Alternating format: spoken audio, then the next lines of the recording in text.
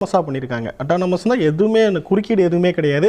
தேவைப்பட்டால் மட்டும்தான் manual over ride எடுக்க முடியும். அதுபடி எல்லாமே சொஃபஸ்டிகேட்டடாக தான் இந்த இதில் பண்ணியிருக்காங்க பார்த்திபன். இப்போ இந்த புவியீர்ப்பு விசையோட பலத்தை பற்றி சொல்லிட்டு இருந்தீங்க. இந்த காரணத்தினால தான் 6 மாசத்துக்கு மேலே எந்த விண்வெளி வீரரையும் அவங்க தங்க விடுறதுலையோ? ஆமாம், இது ஒரு காரணம். அது மட்டும் இல்லாமல் இந்த புவியீர்ப்பு விசை இல்லாததுனால நிறைய அவங்களுடைய உடல்களில் நிறைய மாற்றங்கள் ஏற்படும். உதாரணத்துக்கு வந்து புவியில் இருக்கும்போது கவியரசு நம்ம தொடர்ந்து பேசலாம்.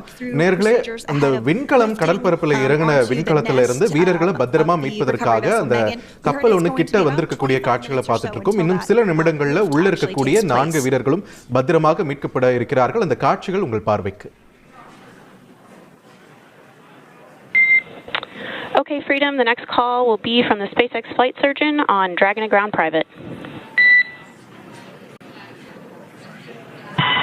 Understand. Thank you. Call outs there.